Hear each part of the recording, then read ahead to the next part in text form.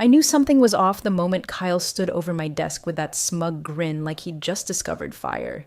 He leaned in too close, reeking of cologne and startup failure, and said, "You still use manual cron verification loops? Damn, that's cute." I didn't flinch, just kept typing. He chuckled like a frat boy who thought he understood systems because he once configured a Docker container. "You know," he added, patting my desk like I was a houseplant, "modern infrastructure runs itself." I'd been holding this place together with quiet precision for over 11 years. My name's Leah, and I'm the reason this company never once missed a license renewal window or failed an audit. Not that anyone ever said it aloud. I built the bones of the platform, the daemons, the automated license checks, the authentication tunnels that kept our uptime guarantees spotless. No one really asked how it all stayed online. They just assumed it did, like electricity or gravity. That was fine by me. I never needed applause, just silence and a machine that obeyed. But silence doesn't impress men like Kyle Withers. He was brought in to restructure IT, which apparently meant firing anyone over 35 who didn't call themselves a DevOps evangelist. I didn't drink during the all-hands meet and greets. I didn't post dog memes in Slack. And I sure as hell didn't pretend Kubernetes was a personality. If you're enjoying this story so far, take a second to like the video and hit that subscribe button. 97% of listeners forget to do it, but it helps more than you know and keeps these stories coming. Anyway, back to Kyle. He started doing walkthroughs like a landlord. I caught him once flipping through my cabinet, muttering about dead weight. The guy had been here all of 6 weeks and was already using phrases like cloud-native refresh cycle and cost-to-output headcount ratio, like they were magic spells. He saw back-end infrastructure as a replaceable commodity, a swap-in, swap-out affair, like Lego. So when he called me non-essential legacy clutter during the Thursday metrics review, I didn't even blink. That morning, he'd CC'd HR on a calendar invite titled Infra Review, Danner Offboarding Consideration. I wasn't surprised. He didn't look me in the eye as I walked into that glass box conference room. He just tapped his iPad and said, "You've had a great run, Leah, but we need a more modern mindset. You're just back-end support. The system will run without you." That's when I realized something no one in the room did yet. They hadn't read the deployment logs. They didn't know that over a dozen of our enterprise clients required biometric validated license renewals, systems I'd built from scratch, documented religiously, and tucked behind my own fingerprint checksum per federal compliance contracts. Not because I was paranoid, because the law required it. Because when you build authentication systems for freight logistics software used by the government, you don't rely on passwords. You use identity-bound authorization. I'd warned them once, quietly, in a Slack message buried under Kyle's stream of celebratory gifs. He'd replied, "We'll patch around it," then muted the thread.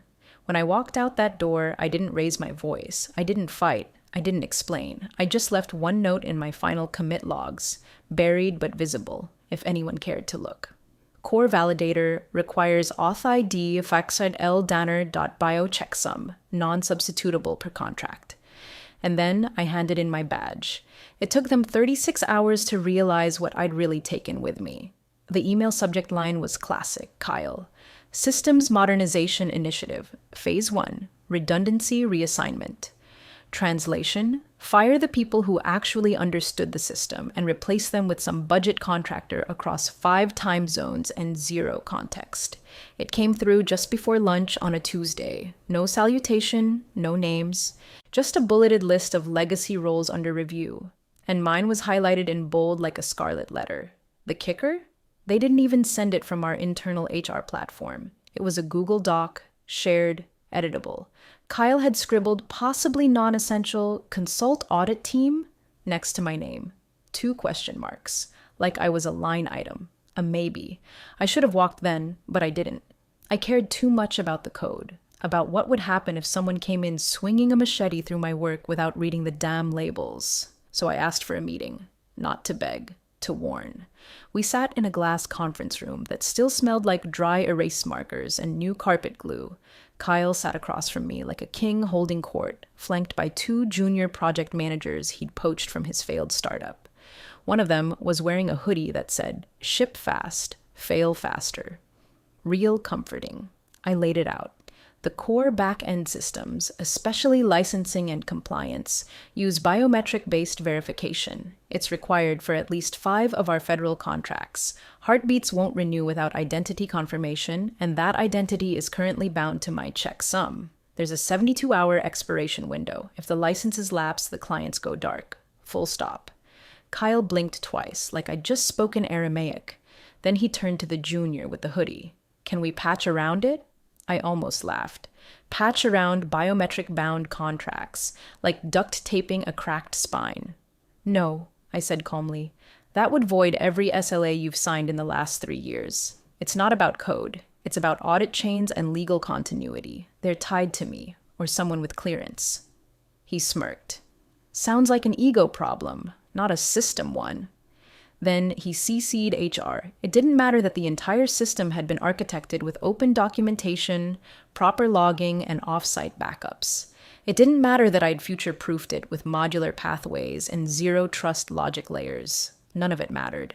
Because in Kyle's world, anything that didn't have a dashboard or produce a KPI was invisible, and invisible things were dispensable. They scheduled the meeting for Friday. Just me, Kyle, and an HR rep named Colleen who always blinked too fast and avoided eye contact when delivering bad news. Colleen had once told me she admired how I just did the work. Now she was prepping the paperwork to erase me from it. The thing is, I knew I wasn't irreplaceable. But the system? That was a different story. They thought legacy meant outdated. I knew it meant permanent, written in the bones of everything they depended on. Still, I gave them one last chance. I added a line to the change management log the night before the meeting. Reminder, biometric fallback still not transitioned. Recommend resolution prior to access revocation. That was me being generous. That was me trying to save them from themselves. But Kyle? Kyle never read logs. He read headlines, TED Talks, agile blogs written by 24-year-olds who'd never seen a prod environment. He didn't want systems. He wanted shortcuts. The conference room they led me to wasn't even the usual HR space. This one had no windows, just a bare table, 2 chairs, and one of those mounted speakers in the ceiling that hums like it's listening. Kyle was already inside, arms crossed like a bouncer at a club no one wanted to get into. Colleen from HR sat beside him, posture stiff, her fingers laced like she was praying for the floor to swallow her whole. Kyle didn't offer a greeting, didn't offer a seat.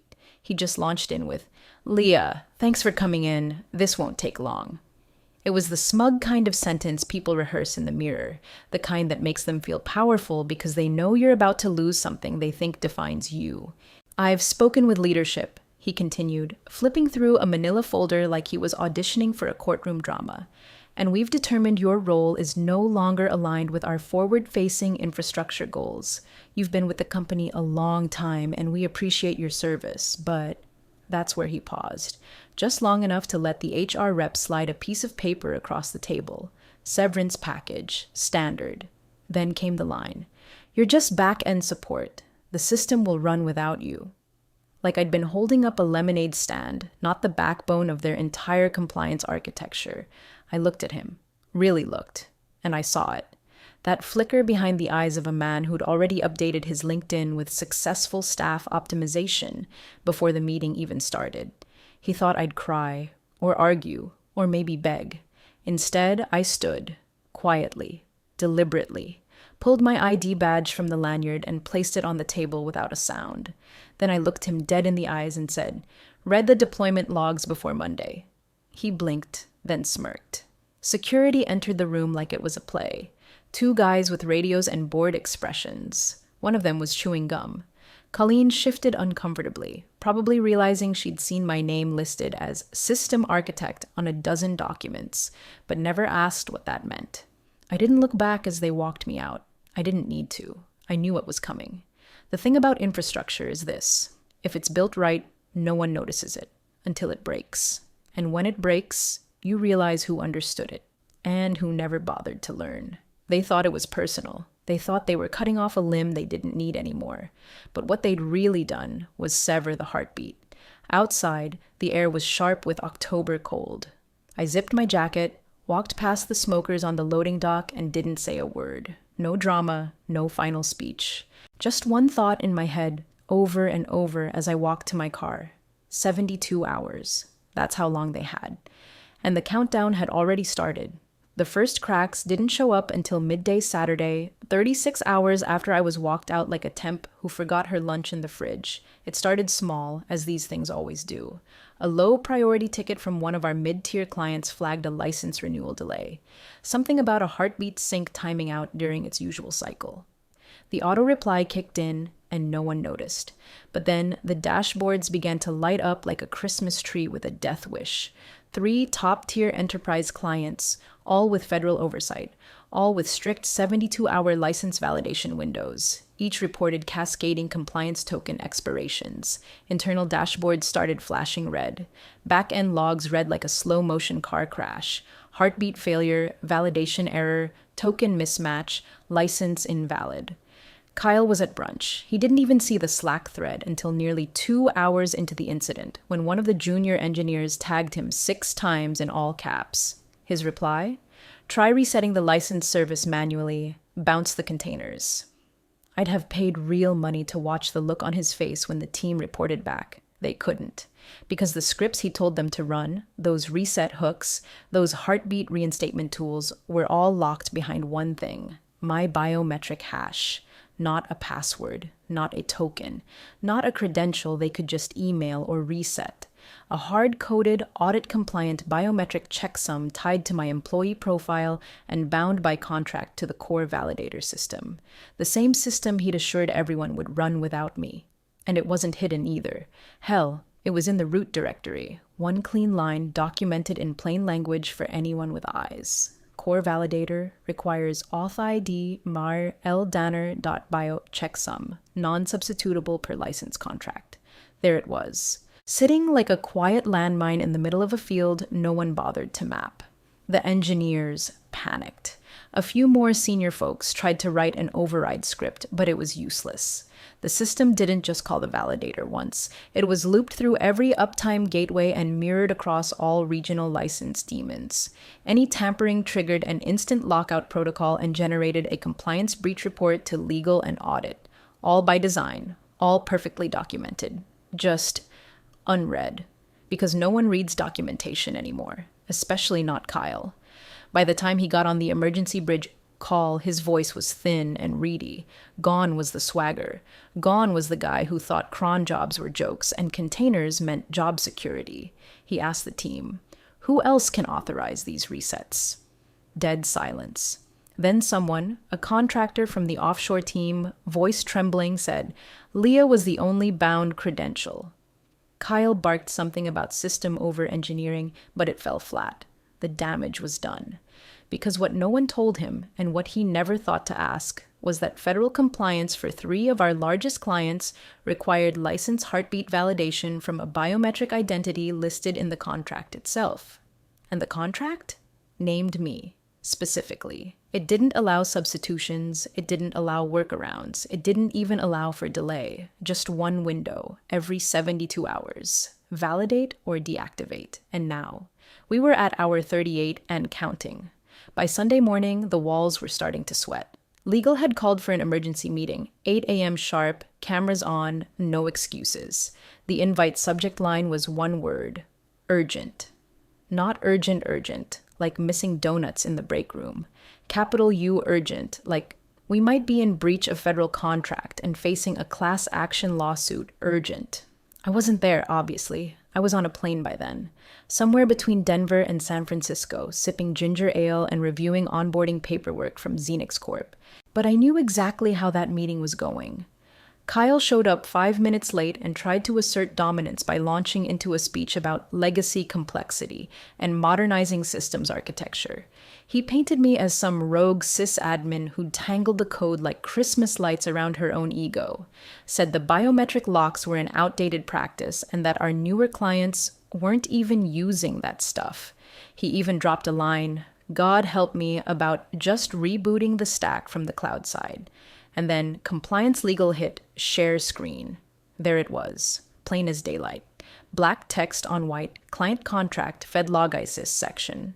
12.1.b, license renewal must be validated via biometric key of named personnel, L. Danner, every 72 hours. Substitution requires 90-day notice and client pre-approval. Same clause repeated for 2 other enterprise accounts, each signed with the words binding compliance window. 3 out of our top 10 clients, 41% of our total annual revenue. Legal paused. Let it sink in. Then someone, probably Jeff from contracts, who always had the energy of a drowned possum, asked the only question that mattered. Did anyone transition her biometric credential before she was removed? No one spoke. Because they didn't. Because Kyle hadn't thought it was important. Because back-end support was just a line item in his budget spreadsheet, and he was too busy tweeting about AI-enriched pipeline acceleration to open the damn logs. The head of legal exhaled audibly, then clicked to the next slide, an automated audit trail from our own systems. Timestamp. Friday, 7:31 p.m. System. Status, awaiting biometric heartbeat signature. Next renewal window, Monday, 4 hours a.m. Current time, hour 49, alert level. Critical, pending deactivation. The silence in that call could have drowned a city. Then the GC leaned forward, voice cold, calm, and furious. You're telling me we fired the only credentialed individual authorized to validate uptime on our largest compliance-bound systems without transfer or override, 49 hours before the licenses expire? Kyle stammered. Something about offboarding and transitioning roles, but the logs didn't care. The logs didn't bluff. They didn't sweat or spin or deflect. They just told the truth, merciless and time-stamped. And now leadership understood what I'd tried to explain 2 weeks ago. This wasn't a system crash. This was a legal detonation, and the timer was still ticking. By hour 55, panic was no longer a whisper. It was policy. The company had entered what one of the engineers later described as code red, but without the caffeine. Kyle stopped showing up to meetings with hair product. His voice, once a smug baritone, now cracked around the edges like a radio station losing signal. That morning, he tried to stage a fix. Not a thoughtful repair, a blunt force bypass. He called in the lead infrastructure team, what was left of it after his streamlining. 3 devs, 2 contractors, and a sleep-deprived sysadmin named Marvin, who looked like he hadn't seen sunlight since Reagan. The plan was simple. Rewrite the validator function, strip out the biometric key, and reroute the license renewal through a generic elevated credential they'd cooked up on the fly. They called it failover authorization. Cute name for a death wish. But as soon as they hit the outer logic layers, they tripped the warning I'd written in bold, clean, well-documented code. Warning. Core validator is SLA bound. Manual override will trigger license nullification. Notify legal counsel before proceeding. Somebody, probably Marvin, had the good sense to pause. He took a screenshot and sent it to legal.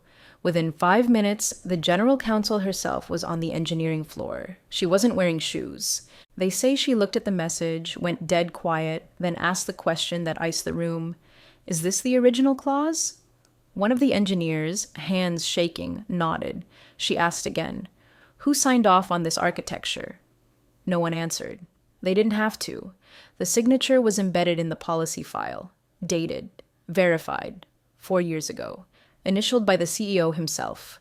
See, back then, after we nearly lost our DHS contract due to a third-party override, I was asked to build a new validation logic, one that couldn't be tampered with. Ever. I did exactly that. And I made sure leadership signed off on every line of risk language, including this one. Override attempts on core validator invalidate all SLAs tied to biometric continuity. Legal assumes full breach liability. Legal nearly screamed. She called Kyle into a side room. No cameras, no recording, and people swear you could hear her through the drywall. 10 minutes later, she stormed out. Kyle didn't. But the engineers, they sat frozen, like war medics in a field hospital waiting for the bombs to stop falling. Because now, the path forward was clear. No override, no patch, no fallback credential, only biometric return. And I was 312 miles away, watching a sunset on a rooftop in Mountain View with a cold bottle of beer and no intention of answering my phone. The system had been built to comply with everything they asked for. And now it was doing exactly what it was supposed to, which meant they were 17 hours from total shutdown and completely out of moves. The CEO didn't bother with a call. He showed up in person, stormed into the office in jeans and a half-zip jacket like he'd sprinted from his Tesla without finishing the Spotify ad. No assistant, no entourage, just raw, furious disbelief leaking out of every syllable. He walked straight into the crisis room, conference table covered in laptops, coffee-stained printouts, and at least one empty bottle of Tums. Kyle stood when he entered. Bad move. "Sit down," the CEO snapped. "Start talking." Kyle tried to open with strategy. Something about unexpected biometric dependencies, inheritance issues, and proactive mitigation efforts. Legal interrupted before he could finish that sentence. "No," she said, voice flat. He fired the only credentialed operator tied to the compliance-bound validator, without transfer, without legal review, without notifying our clients, and without reading the SLA clause he signed himself 4 years ago. The CEO's jaw locked up so tight people swore you could hear his teeth grind. Then he turned to Kyle. "Did you read the documentation?" Silence. He repeated it, slower, colder. "Did you read the fuck-saying documentation?" Kyle mumbled something. People in the room couldn't tell if it was sort of or parts of it. Either way, it didn't matter, because someone else was already dialing my number, then another, and another. The first call rang once and went straight to voicemail. The second hit the same wall. The third? Blocked. Flat out rejected. And then came the final blow. One of the contractors gasped. Actually gasped, loud enough for the room to turn. He pointed at the massive monitor on the east wall, usually reserved for uptime graphs and server maps. But someone had opened a browser tab. And there it was. xenixcorp.com, right on the front page. Bright banner. High-resolution graphics. Introducing Danner Stack, TM, compliant, always-on license architecture for secure infrastructure, built to exceed federal continuity standards. Available now. There was even a press quote from Xenix's CTO, something about strategic innovation hardened by experience. And underneath it, my name. Leah Danner, Chief Systems Strategist. The CEO didn't move, didn't blink. Someone whispered, "She's at Xenix." And that's when it clicked. This wasn't just a screw-up. This was a defection. This was the person they kicked to the curb without a second thought, now powering their biggest competitor. One who'd already started calling our clients the moment the heartbeat alerts went out. The room fell apart in slow motion. Project managers argued over response language. Engineers debated if anything could still be salvaged. One guy opened his laptop, took one look at the dashboard, and quietly closed it again like he was saying goodbye. Kyle slumped in his chair, staring at the Xenix banner like it had betrayed him personally, like he couldn't comprehend how a quiet back-end ghost like me had walked out of his mess and into their market. He thought firing me was a cost-saving measure. Turns out, it was the most expensive mistake of his life. And the clock kept ticking. Hour 59. By the time they found the clause, the office had gone quiet in that special kind of way, like right before a tornado touches down, when even the lights seemed to hold their breath. Legal had been combing through old system documentation like it was a crime scene, trying to answer the only question that mattered now. Is there any way to stop what's coming? The answer was buried deep. Not in the active logs, not in the production code base. They'd already panicked through those. It was in a read-only archive folder marked Core Contracts, Legacy L. Danner SLA Addenda.pdf, page 14, section 9.6. I wrote it 5 years ago after we nearly lost a defense client due to an unauthorized override attempt by a junior hire who didn't understand compliance windows. I got the CEO to sign off on it after a long meeting where I explained, slowly, that automation without human gatekeeping was like building a missile system with no launch codes. The clause was only 2 sentences long. In the event of offboarding, termination, or removal of the bound system architect without transition protocol or override credential transfer, the license validator will enter dormant mode at hour 72 post last auth. No exceptions unless reauthorized by the architect of record. That architect? Me. And the system? We were on hour 70. 70. Damn. Hours, 2 more, and every compliance-bound system across 3 continents would stop talking to its heartbeat demon. License renewals would flatline, data syncs would stall, and worst of all, clients would be legally required to cease operations due to SLA breach. They'd already started to feel it. Angry emails were pouring in from FedLogSys, Norcom, Trident Chain, all screaming about token failures, about non-compliance exposure, about damages. One client simply wrote, "You had one job." Meanwhile, Xenix Corp had rolled out a welcome mat so bright it might as well have been a lighthouse. They were already hosting webinars. Their landing page had a new banner. From chaos to compliance, Dannerstack migrations now available. I knew because someone had screen shared it during the meeting, and no one could look away. The CEO, red-faced and silent, pointed at the clause and said only one thing. "Who missed this?" And everyone looked at Kyle. He didn't move, didn't argue, just stared at the table like maybe if he stared long enough, it would swallow him whole. The CEO leaned in, not shouting, not whispering, just a voice that had hit its final octave of disappointment. "Did you read the docs?" Kyle opened his mouth. Nothing came out. Not a sound, not a syllable. And that was when the last illusion fell away. That anyone still believed this was a glitch or bad luck or a rogue coder's revenge. This was policy, signed, audited, time-bombed, and unstoppable. Because no one, not Kyle, not Colleen from HR, not the sleep-deprived engineers who tried their best, had bothered to do the one thing I asked before I left: read the deployment logs.